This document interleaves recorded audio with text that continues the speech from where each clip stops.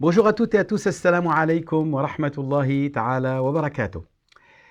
Toujours dans votre émission Qui m'aime me suivre, produite par la Grande Mosquée de Paris, j'ai l'honneur aujourd'hui de vous parler de ces endroits importants dans lesquels le croyant va chercher la méditation et va raffermir sa foi et renforcer son lien nécessaire avec son Créateur Allah subhanahu wa ta'ala, parce qu'il sait que sa présence sur terre n'est qu'éphémère. Son existence dans ce bas monde n'est que quelques instants équivalent à moins d'une journée. Puisque Dieu va interpeller tous ces hommes le jour de la résurrection et leur dira « Qalu kam labistum fil ardi adada sinin » Combien d'années êtes-vous restés dans ce bas monde? Et la réponse ne sera pas en années. La mesure utilisée par les réponses de ces hommes et ces femmes qui vont répondre à Dieu alors qu'ils auront désobéi à Allah subhanahu wa ta'ala ne sera pas avec la même mesure utilisée par Dieu qui est en années, mais en heures, en quelques instants. Nous y sommes restés qu'un jour ou moins d'un jour, diront ces gens-là. Et Dieu leur dira, mais à ce moment-là, pourquoi à ce moment-là avez-vous, si le temps était si peu sur terre, pourquoi n'avez-vous pas utilisé ce temps limité pour me plaire, pour chercher à obtenir de ma part ma satisfaction et obtenir de moi aujourd'hui mon pardon? C'est ainsi que le croyant va utiliser ces lieux qu'on appelle les cimetières, là où sont enterrés nos défunts, nos ancêtres. Il va rendre visite à chaque fois qu'il a la possibilité, à chaque fois qu'il en a l'occasion. Il va rendre visite afin de chercher la leçon et la moralité de cet endroit. Sayyidina Omar ibn al-Khattab radiyallahu ta'ala anhu disait « Kafa bil mawti wa'idha » La mort se suffit elle-même comme donneur de leçons. La meilleure donneuse de leçons, c'est la tombe. C'est la mort, c'est la finalité de tout un chacun, c'est la demeure éternelle.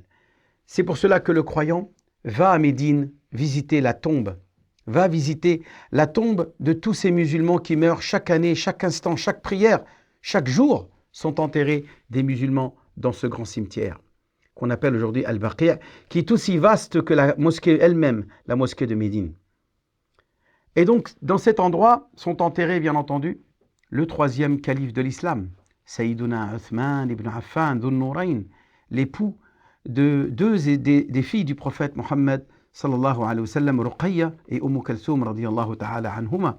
Mais vous y trouverez aussi la tombe de Fatima, Ruqayya wa Zaynab wa Kalsoum, et ainsi que les 9 épouses du prophète sallallahu alayhi wa sallam enterrées là-bas, dont Aïcha, وحفصة وجويرية وزينب بنت جحش وزينب بنت خزيمة وميمونة وسودة بنت زمعة وصفية بنت حيي بن الأخطب ومارية القبطية et toutes les autres épouses du prophète alayhi salatu wassalam sont enterrées là-bas. D'autres compagnons comme Abdurrahman ibn Auf, Talha ibn Ubaydillah et d'autres compagnons sont enterrés là-bas, ainsi que ses oncles, ses tantes, Safiya bint Abdel Muttalib avec Atika, et d'autres compagnons médinois tels que Mu'adh ibn Jabal ou As'ad ibn Zurara wa ghayrihim min as-sahaba ridwanullahi ta'ala alayhim, qu'Allah subhanahu wa ta'ala leur accorde son agrément et sa satisfaction.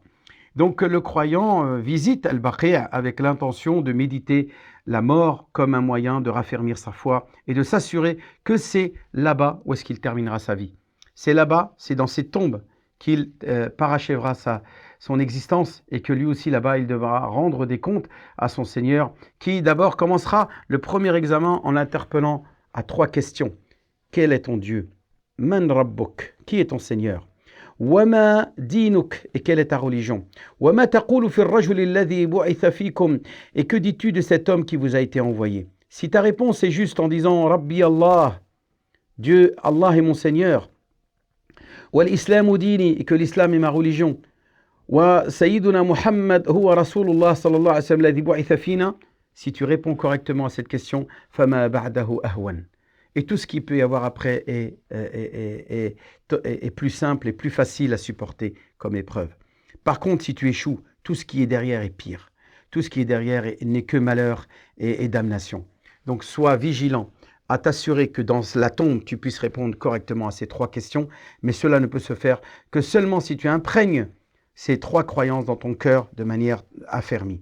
Le croyant donc visite Al-Baqi' dans ce but-là. Il visite aussi, comme le prophète le faisait, au nord de la ville de Mecca, de Médine, un cimetière près des montagnes qu'on appelle Uhud.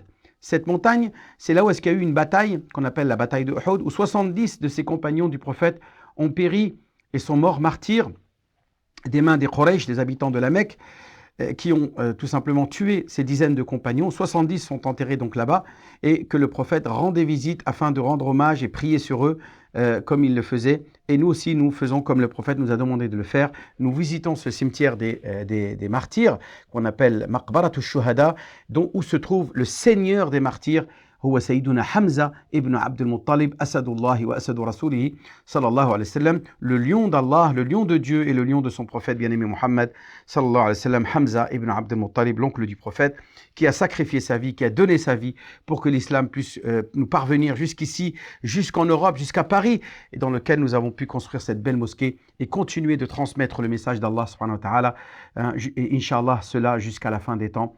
Wassalamu alaikum wa rahmatullahi ta'ala wa barakatuh.